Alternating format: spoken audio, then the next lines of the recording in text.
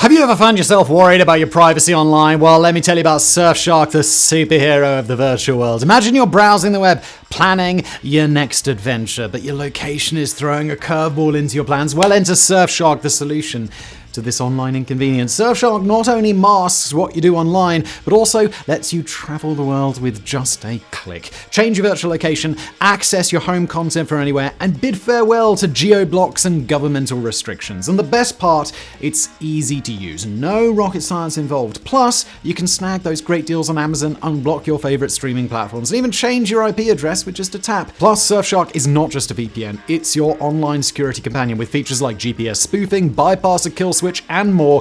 It's like having a Swiss Army knife for your internet life. You're worried about data breaches? Say hello to Surfshark Alerts. Monitor your personal data, get real-time breach alerts, and protect your identity. Need antivirus protection? Surfshark's got you covered. Keep your device virus-free with Surfshark Antivirus. And for those who value privacy in their searches, Surfshark Search lets you browse without a trace. 3,200 plus servers worldwide, a strict no activity logs policy, and 24/7 support. Surfshark ensures your online safety and privacy. So what are you waiting for? Secure your online life with Surfshark today, and guess what? Use the promo code ITS for an extra 3 months for free at surfshark.deal/ITS. Thank you, Surfshark, for sponsoring today's video, and now let's get into it.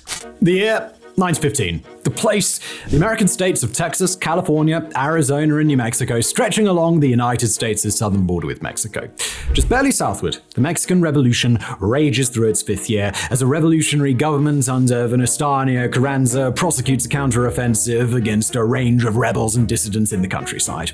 As the rebels are pushed over the border and forced to take refuge in South Texas, tensions between the rebels and the Texans heat up until the word gets out. Somebody among the rebels intends to overthrow the state of Texas, its neighbors, and with them the entire American Southwest. So in today's installment of Into the Shadows, we're going to be peering through the murk at a long-forgotten chapter of American history, and one that set the stage for a century of bitterness and animosity that has never fully healed in the aftermath. Mexico during the 1910s was a nation at war, and relatedly, it was also an exceptionally difficult place to keep track of who was in charge on a given day. Longtime dictator and General Porfirio Diaz had been overthrown in 1911. The man who overthrew him, Francisco Madero, was deposed in a counter-revolutionary coup in 1913, and a general named Victoriano Huerta took over. Huerta was ousted by a massive military push by militias that had been organized into a professional army, and the leader of that army, Venustiano Carranza, took power but refused to claim the title of provisional president, leading to one of his best generals, Pancho Villa, to take to the countryside and join peasant leader Emiliano Zapata in fomenting rebellions all across Mexico in order to install their own coalition government. All things considered, Mexico was not the easiest place in the world to get a pulse on, but one thing that its northern neighbors in the United States did know was that Mexico in these years was a nation of chaos. For most of the Union, the chaos in Mexico was certainly not unimportant, but it had become routine by the start of the year 1915, and in any case, it felt far less earth-shaking than what was going on across the Atlantic. In those same years, the Entente powers and the Central powers were in the process of tearing each other and continental Europe to pieces in a miserable ordeal that had already seen hundreds of thousands die and forced the survivors into the godforsaken exercise of trench warfare. Compared to the Great War raging across the pond, even the nationwide violence in Mexico seemed like a far lesser catastrophe. But the same could be said for the Americans living close to the Mexican border, for whom the violence just past their doorstep wasn't just a curiosity. It was a real problem, and according to some, it was an existential threat.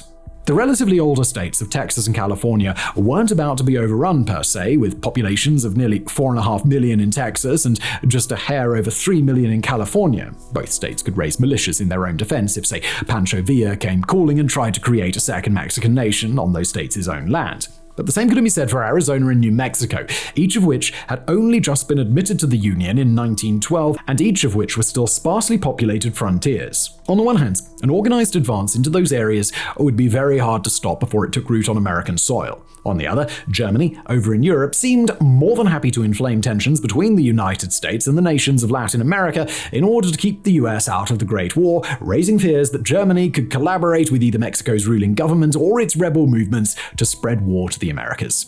And it didn't take Pancho Villa's army to make Southwestern Americans nervous. Across the Southern Territories, especially in parts of South Texas, smaller bands of rebels had made a habit of fleeing northward across the Rio Grande whenever they had reason to avoid Mexican troops. And they weren't laying low on American territory either. They'd raid small hamlets, steal cattle, and take over ranches or sections of railroad with relative impunity. In response, Texas attempted to solicit aid from Washington in the form of a dispatch of federal troops to restore order along the borderlands. Those requests went unheard, written off as Texans trying to outsource a local issue in the eyes of Woodrow Wilson. With no disincentive to continue raiding, the Mexican rebels crossing the border kept on taking what they pleased, at times causing direct harm to locals. Meanwhile, Mexicans fleeing violence and political persecution down south streamed across the border to the tune of tens of thousands each year. Local animosity only grew from there, falling largely onto the local Cheyenne population. These were Texans who were descendants of Spanish Creole and indigenous populations like most people in Mexico.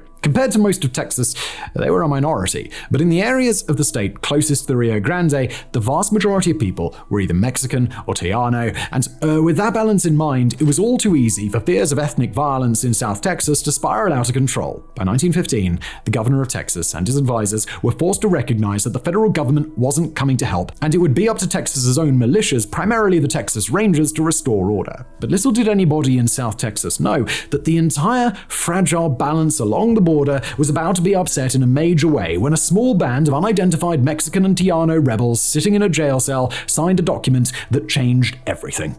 The rebels, their names and stories still unknown to this day, were in holding in a jail cell in Monterrey, Nuevo Leon, a Mexican city not too far from the Texan border. But their document earned its name for the town where it was later believed to have been signed, the small South Texas border town of San Diego, dated January 6th. 1915. The Plan of San Diego was written with no illusions about its purpose, a 15-point plan to overthrow the government of America's Southwest states, come or whatever hell might follow. It states at the outset, as translated to English, on the 20th day of February 1915, at 2 o'clock in the morning, we will arise in arms against the government and country of the United States of North America, one as all and all as one, proclaiming the liberty of the individuals of the black race and its independence of Yankee tyranny, which has held us in iniquitous slavery since remote times. The document goes on to continue, and at the same time, and in the same manner, we will proclaim the independence and segregation of the states bordering upon the Mexican nation, which are Texas, New Mexico, Arizona, Colorado, and Upper California, of which states the Republic of Mexico was robbed in a most perfidious manner by North American imperialism. The rest of the document was no less stunning, especially when read from the perspective of a Southwestern American of the time who had feared such intent for years now. It called for the formation of an Army Corps, organized by something called the, quote, Supreme Revolutionary Congress of San Diego, Texas. It specified a flag, named its military forces as the, quote, Liberating Army for Races and Peoples, and described how each military leader within the uprising would be tasked with capturing a city, robbing it of its funds and weaponry, and funneling those resources back into a rapidly growing rebellion. In the place of deposed city and state governments, the rebels would immediately name and appoint local authorities, setting up their own infrastructure for what they claimed would be a new independent nation. On its own, those stated goals and objectives would likely have been enough to horrify the local population in Texas and the other border states, but it paled in comparison to what came next. The document called explicitly for the mass execution of fighting-age Anglo-Americans, quote, Every North American over 16 years of age shall be put to death, and only the aged men, the women, and the children shall be respected. Just as decisive were the document's stated policies against taking any prisoners except those who were to be extorted and then, quote, shot immediately. Armed strangers would be executed too, regardless of their race, if they couldn't prove a right to be traveling armed, and Mexican, Tejano, and other Hispanic individuals found to be fighting on behalf of the Americans would be spared no amount of pain by the revolutionaries as punishment. Equally as stunning as the document's call for extermination was its explicit inclusion of as many non-Anglo-American populations in the revolution as its authors could seem to conceive. The area's Native American tribes received direct acknowledgement, particularly the Apaches of Arizona, stipulating that their lands would be returned to them in full in exchange for their assistance in the rebellion. The plan stated that independence for Black Americans was one of the revolution's key priorities, and that once independence was achieved, those same Black Americans would receive direct assistance in taking over 6 states bordering the southwestern ones that were to be taken over, and with those 6 states, they'd be encouraged to form their own independent republic. Japanese Americans were also included, although without provisions for territory of their own. Once the Southwest was liberated, the newly independent territory was to be proclaimed as an independent republic and would likely, although not necessarily, petition Mexico for annexation. But the plan was explicit too, in insisting that Mexico need not be involved in the revolution itself. Quote, "On no account will we accept aid, either moral or pecuniary, from the government of Mexico, and it need not consider itself under any obligations in this, our movement." The quote ends.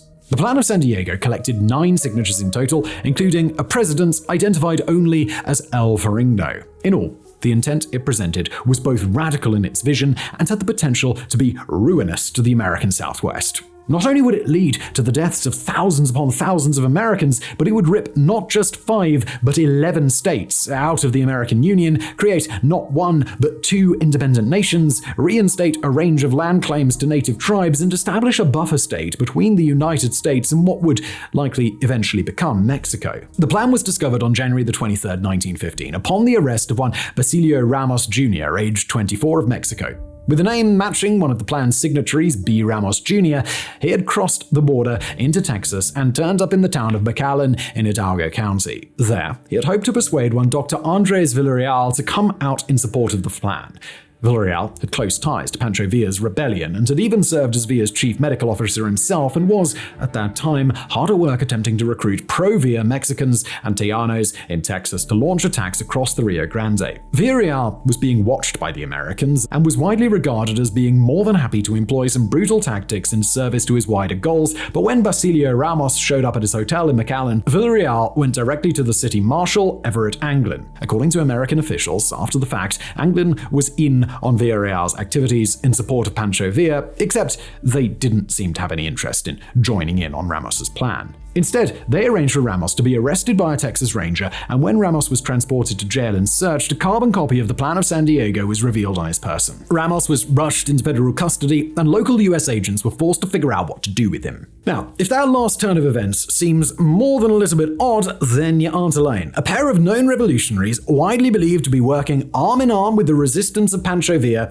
had come into possession of a plan for major military action against the southwestern United States, given to them by a person who seemed to believe that they were the right audience to help him carry out his plans. Instead, that person had ended up in federal custody. The revolutionary plan he brought with him was now fully available for federal authorities to read at their leisure, and the rest of the purported revolution, including the plan's 8 other signatories, were nowhere to be found. Before we explore what happens because of the Plan of San Diego, we first got to address the question of who really authored it and why they might have done so, and as we do, we've got to acknowledge at the outset just how many different organizations and causes these sorts of revelations could advance. The Mexican revolutionaries under Pancho Villa could benefit by endearing themselves to the American government by turning in a very different sort of revolutionary who threatened America's interests, thus showing that the Americans could trust the Villa revolutionaries to have their backs. The Mexican government could have benefited by painting Mexico's many revolutionary factions as a potential threat to America, forcing the Americans to recognize the ruling authority in Mexico City as Mexico's true leader, which at that time hadn't happened. Other Mexican revolutionary factions unrelated to Villa could have legitimately considered the Plan of San Diego as their own vision for social upheaval. The governments and the people of Texas could have directly benefited from providing the plan to the American federal government, showing that the problems they faced on the border were an existential threat to the American experiment itself.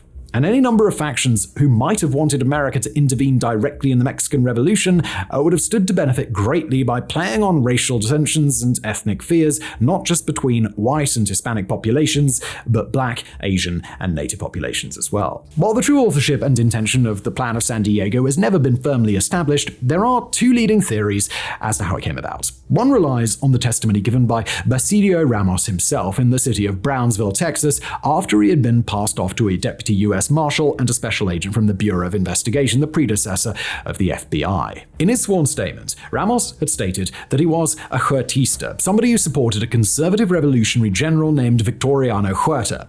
This is a guy who had briefly seized power in Mexico in 1913, but had gotten kicked out and forced into exile in Europe by 1914. Ramos attested that he had been given the Plan of San Diego by a friend of one of the other signatories, or someone from Monterrey who Ramos didn't know personally, who had arranged for the document to be delivered to Ramos's jail cell by the guy who brought meals to inmates. Ramos's 8 cellmates had also been juristas, and together they'd signed the document before Ramos's release a day or two later. Those who support this theory generally suggest that the plan was a genuine proposal by a Huertista to conquer the southern United States. Although whether it was meant to succeed or just drum up pro-Huerta sentiment in Mexico was something less clear. The other primary theory is one proposed by authors Charles Harris and Louis Sadler. They do this in a book published in 2003. According to Harris and Sadler, it wasn't the Huertistas who drafted the plan, but instead the ruling Mexican government of the time under Venustiano Carranza. By the logic of that theory, the plan would have been drafted with the express intent of inflaming tensions between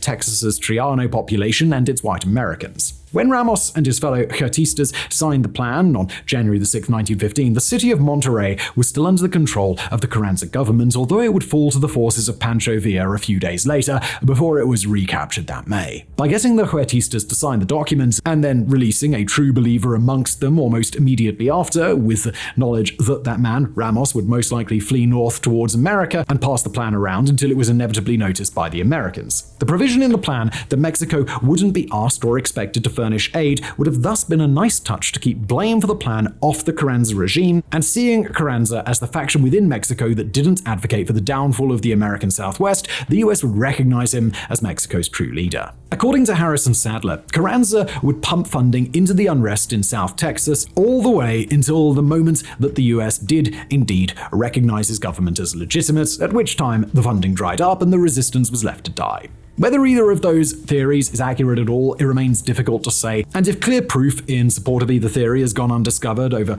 more than a century, it's not likely that a smoking gun is going to appear anytime soon. But despite the best efforts of American authorities to keep the plan quiet as they tried to assess whether or not it posed a real threat, news of the plan's existence would be published by the Associated Press on February 2nd, 18 days after the purported revolution was supposed to kick off. 2 days later, the Brownsville Daily Herald reported the news with a front-page banner, and all hell broke loose. With news of the plan of San Diego now in circulation across the American Southwest, the local Anglo-American population likely breathed a sigh of relief when February 20th came and went without a large-scale attack. But that didn't mean that the crisis was over, far from it in fact. It was perfectly plausible that the attack might have been postponed after the plan was found out, and propagandists, reactionaries, and legitimately terrified Texans and other Southwesterners continued to watch for signs of trouble on the frontier.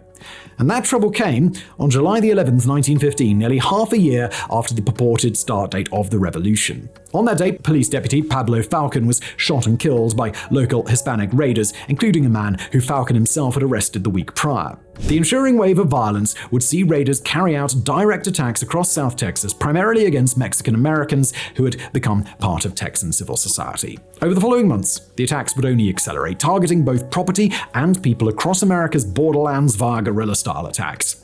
Under the command of cousins Aniceto Pizana and Luis de la Rosa, raiding parties of dozens of Tiano and Mexican insurgents carried out attacks across the Rio Grande Valley, destroying infrastructure, laying waste to ranches, and disappearing into the countryside when American authorities showed up. According to Harris and Sadler's theory, this is precisely when the Carranza government would have been pouring funds into the insurgency, and inside Mexico, public perception seemed to match. Mexican local newspapers praised the raids and insisted that more locals come out to participate. In South Texas, many local Tianos responded by opening their homes to the raiders. The late summer of 1915 was the worst of the raiding, leading the Wilson government in Washington to finally acknowledge Carranza as Mexico's rightful president in mid-October of that year. Just as the Harris and Sadler theory would have implied, the attacks died down and appeared to lose their support at the same time as the Carranza government swept in toward the borderlands and devoted substantial resources to arresting and incarcerating those responsible. If the theories on Carranza's involvement are to be believed, then for a brief moment in late 1915, it seemed as if everybody but the revolutionaries in Mexico had won. The local white Texan population had finally seen the Trianos and the revolutionaries subdued,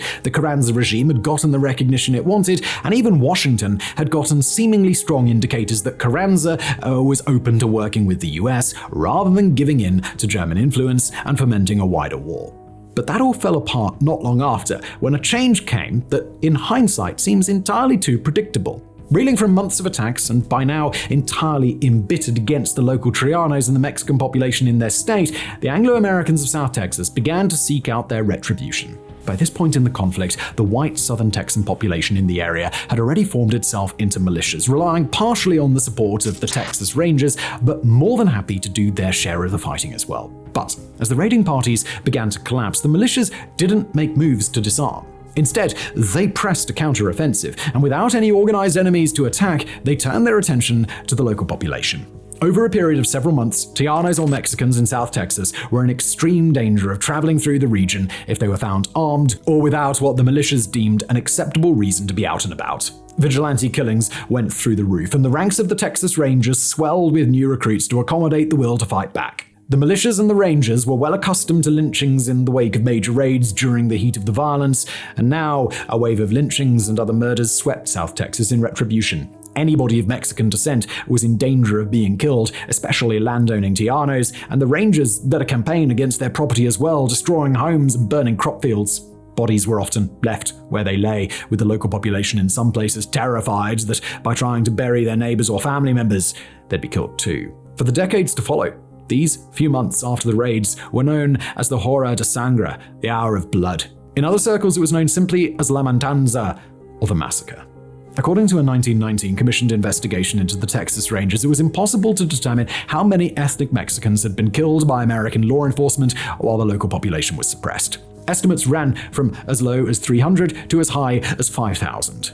On the other side, roughly 400 white Americans were killed over the course of the violence. Eventually, the American federal government was forced to put pressure on Texas to stop the retributive killings, but by the time the violence wound down toward the end of the 1910s, it was far too late to undo what had been done. Although later investigations officially absolved the Texas Rangers of wrongdoing, they also turned up hundreds of individual atrocities, with witness testimony in some cases being withheld from public view until the 1970s for fear of what might happen if accounts of the worst violence became widely available. We know today that decapitation, execution by burning, torture, and desecration of the dead were all too common. Over the following few years, the Plan of San Diego's repercussions would continue to reverberate across the Americas. When, in 1916, Pancho Villa led an attack against Columbus, New Mexico as punishment against the US for acknowledging his rival, and the US responded by sending troops into Mexico, the raids picked back up again in the American Southwest, with a major war only narrowly being averted. When the Zimmerman telegram was revealed to the world after being sent to Mexico by Germany in 1917, promising Texas, Arizona, and New Mexico to Germany in exchange for a Mexican invasion of the US, the prospect of an attack was all too believable for the United States, and America would declare war on Germany not long afterward. Woodrow Wilson would even consider another military invasion of Mexico in 1917 to ensure that Mexico couldn't withhold much-needed oil from the US when war did break out. And in the southwestern United States and in Mexico's border regions, the violence that spiraled outward from the Plan of San Diego has never been forgotten. The cycles of law enforcement violence against Mexican Americans that really kicked off during those years continue to this day, and many among the swollen ranks of the Texas Rangers would soon choose to join the new Border Patrol in 1924, securing the same borderlands where they had just committed atrocities a few years earlier. The racial antagonism of that time is only rarely cited as the reason for racial and ethnic tensions across the American Southwest today, but the anger and often the hatred of today around an immigration crisis, the power of drug cartels, and more traces its own roots directly to the violence of the 1910s. The Plan of San Diego was never carried out, it was never even attempted, but it's left a legacy that simply cannot be forgotten.